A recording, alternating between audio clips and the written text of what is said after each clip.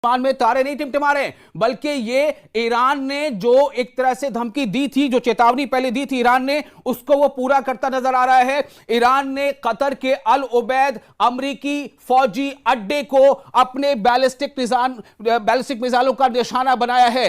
तो ये वो तस्वीर आपको हम दिखा रहे हैं। अब से कुछ देर पहले की तस्वीर, जो दिन की तस्वीर थी उस फौजी अड्डे की, वो भी आपको हम दिखाएंगे कि किस तरह से वो जो ईरान ने जो हमला बनाया है। ये देखिए, ये वो अमरीकी बेसिस हैं, ये अमरीकी फौजी अड्डे हैं। कहां कहां पर हैं? ये मिडिल ईस्ट में कई मुल्कों में है, कतर में है, बहरीन में है, इराक में है, उर्दन में है। तो इन तमाम जगहों पर ये बेसिस हैं। अब चूंकि पहले ही ये बात कह दी गई थी, ईरान ने कहा था, ईरान के जो रूहानी पेशवा हैं, जो रहबर आला है, उन्होंने भी कहा था कि जंग की शुरुआत हमने नहीं की। तो अब यह समझा जा सकता है कि पूरे खित्ते में कहीं ना कहीं यह जंग फैल चुकी है, यह जंग अब फैल रही है। अब सवाल यह पैदा होता है कि अब अमेरिका क्या करेगा?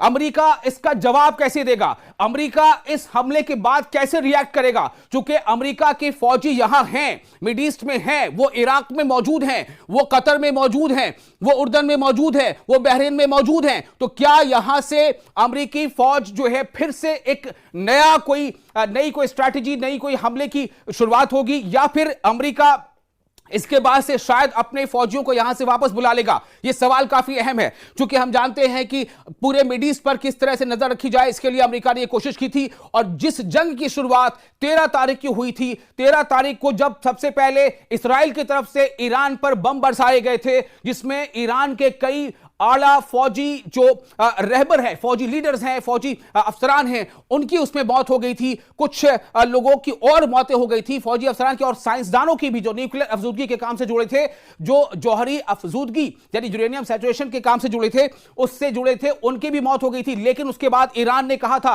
ईरान की एक मस्जिद है जिसका बारे में आपने जिक्र किया था, वहां पर लाल झंडा फहरा दिया गया था। उस लाल झंडे का मतलब क्या था? ईरान के मस्जिद के उस लाल झंडे का मकसद यही था कि हम पर हमला हुआ है, दुश्मन ने हमारे ऊपर अटैक किया है, हमें खत्म करने की कोशिश की है, तो हमारा यह फर्ज बनता है, क्योंकि हम एक मुल्क हैं, हम एक नेशन है, हमारी अवाम है, हमारी एक आर्मी है, तो हम इसका जवाब जरूर देंगे। और